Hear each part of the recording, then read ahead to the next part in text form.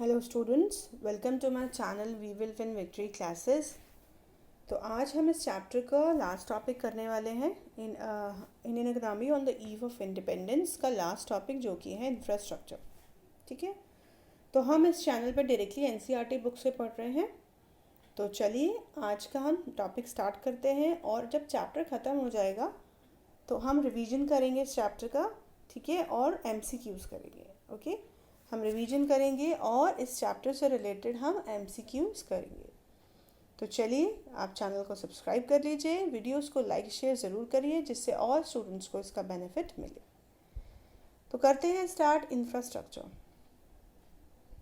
Under the colonial regime, basic infrastructure such as railways, ports, water transport, post, telegraphs did develop।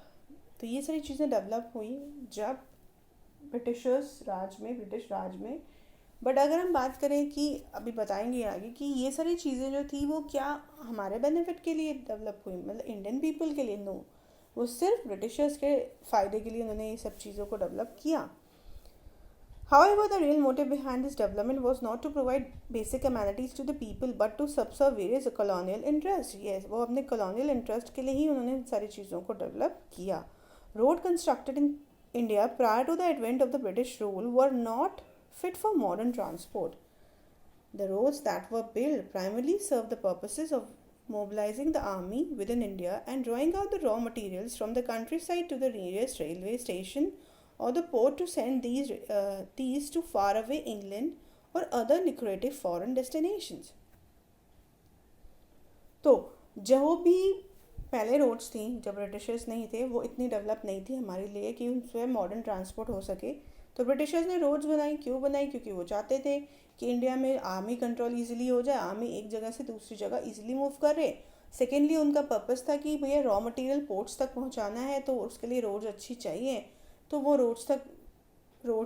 Roads की benefit से जो roads बनाई गई वो easily ports तक पहुंचता था और वहाँ से जो भी उनका ब्रिटेन में ट्रांसपोर्ट होना या और जो वहाँ पर उनके लिंक थे विद अदर फॉरेन कंट्रीज, वहाँ पर भी वो सामान जाता था, रॉ मटेरियल जाता था। There always remained an acute shortage of all-weather roads to reach out to the rural areas during the rainy season। Naturally, therefore, people mostly living in these areas suffered grievously during natural calamities and famines।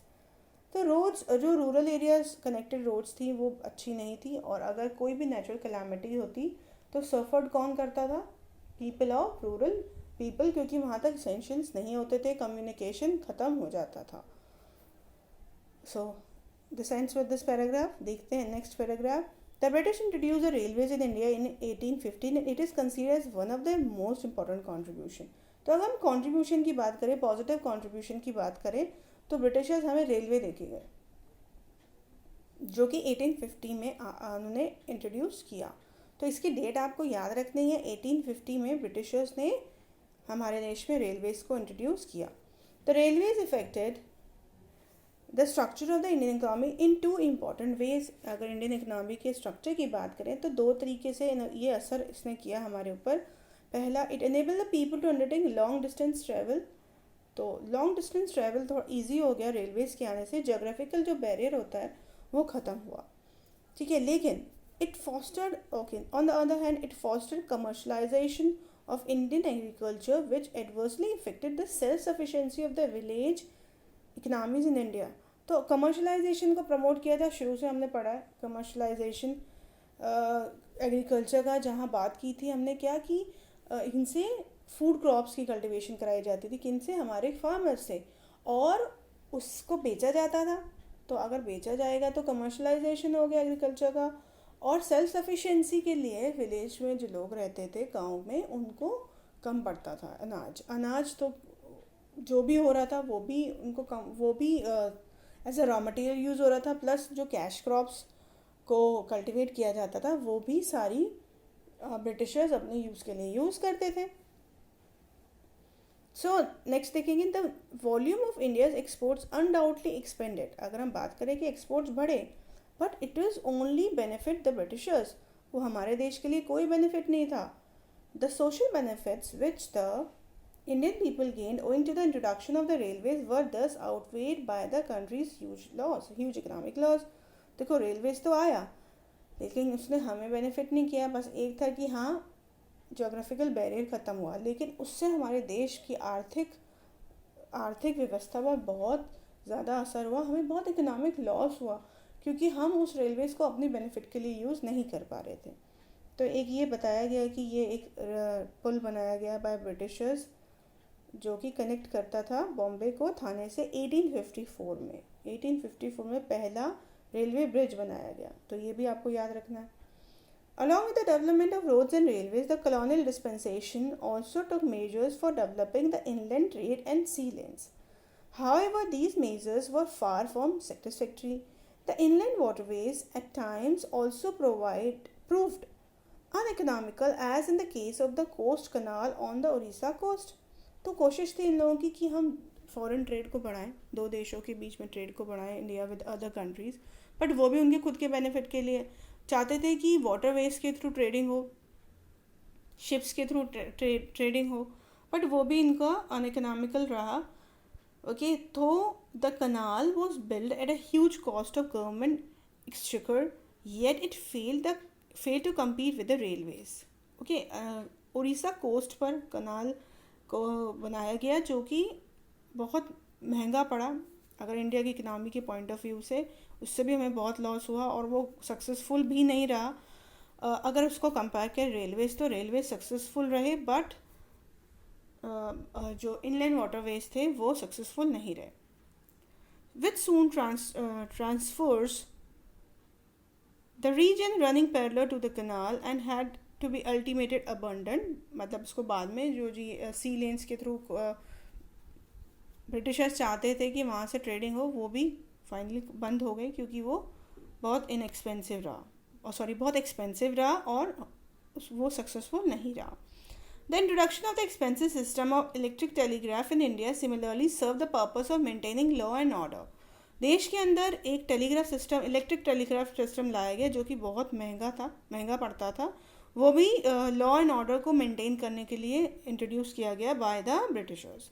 The postal services, on the other hand, despite serving a useful public purpose, remain all through inadequate, and you will learn more about the present status of various infrastructure in Chapter 8. तो जो भी ये लाया गया, postal services भी लाई गई by the Britishers, जो कि पब्लिक पर्पस के लिए यूज़ किया जाता है, बट वो भी इनएडिक्वेट था, वो भी देश के लोगों को बेनिफिट नहीं मिला उसका। तो अब वो बात बता रहे हैं कि अगर प्रेजेंट स्टेट की इंफ्रास्ट्रक्चर की बात करें तो आप चैप्टर 8 में पढ़ेंगे। तो फाइनली इंफ्रास्ट्रक्चर में हमने क्या देखा? हमने देखा कि ब्रिटिशर्स हमारे देश में उन्होंने डेवलप की रोड्स, रेलवेज एक पॉजिटिव पॉइंट था, लेकिन अगर उस समय की बात करें तो वो रेलवेज, वो पोस्ट, वो टेलीग्राफ, वो रोड्स, वो इनलैंड वाटरवेज, वो सब कुछ हमारे बेनिफिट के लिए नहीं था। उस समय वो इकोनॉमिक लॉस था हमारे देश के लिए, क्योंकि उससे हमें किसी भी तरह का बेनिफिट नहीं मिल रहा था। ठीक है, सो कंक्लूजन बताया गया है। By the time India won it's independence, the impact of the 2-century long British colonial rule was already showing all aspects of the Indian economy. जब हमारा देश आज़ाद हो गया तो जो कॉलोनियल रूल का इम्पैक्ट था वो 2 सेंचुरी तक रहा। The agriculture sector was already saddled with surplus labour and extremely low productivity. The industrial sector was crying for modernisation, diversification, capacity building and increase public investment. तो अगर बात करें जो भी सेक्टर हमने पढ़ लिए, हमने एग्रीकल्चर पढ़ा, हमने इंडस्ट्रियल पढ़ा, हमने फॉरेन पढ़ा, तो उसकी बात की जा रही है यहाँ पे कि एग्रीकल्चर सेक्टर में सरप्लस लेबर था और बहुत ही कम प्रोडक्टिविटी थी। अगर इंडस्ट्रियल सेक्टर की बात करें तो वो भी मॉडर्नाइजेशन के लिए रो रहा था कि मॉडर्नाइजेशन हो, टेक्नोलॉजी आए, कैपेसिटी बढ़े, इन्वेस्टमेंट्स हो। और फॉरेन सेक्टर की बात करें तो वो foreign trade was oriented to feed the industrial revolution in Britain. Infrastructure facility including the famed railway network needed upgradation, expansion, public orientation. तो जो भी फॉरेन सेक्टर की बात करें या इंफ्रास्ट्रक्चर फैसिलिटीज़ की बात करें, सब जगह बहुत ज़्यादा इम्पैक्टेड था, हर एक चीज़ में इम्प्रूवमेंट की ज़रूरत थी। prevalence of rampant poverty and unemployment required welfare orientation of public economic policy. In a nutshell, the social and economic challenges before the country was enormous. तो हमारे देश के सामने सोशल और इकोनॉमिक चैलेंजेस बहुत सारे थे, क्योंकि ब्रिटिशर्स ने हमें कम्प्लीटली रुइंड कर दिया था, बर्बाद कर दिया था, ठीक है ना. तो this ends with the chapter. ये हमारा चैप्टर ख़त्म हुआ. जैसे कि मैंने आपको भी बताया, हम रिवीजन करेंगे अब इस चैप्टर का. जो जो इम्पोर्टेंट चीज़ें हैं वो आपको मैं लिखवाऊंगी. हम नोट्स लेके आएंगे बेसिकली, और वो सारे नोट्स से आप फिर से पढ़ेंगे, इस चैप्टर को रिवाइज़ करेंगे. जो इम्पोर्टेंट है वो बताया जाएगा, जो आपको याद ही करना है वो आपको बताया जाएगा. वो सब कुछ हम इस चैप्टर में करेंगे, ठीक है. प्लस उसके बाद हम रिवीजन करेंगे, हम MCQs पढ़ेंगे. आपको MCQs की प्रिपरेशन भी कराई जाएगी after the completion and after the revision session, ठीक है, रिवीजन सेशन के बाद. तो चैनल को सब्सक्राइब करिए, वीडियोस को लाइक शेयर ज़रूर करिए.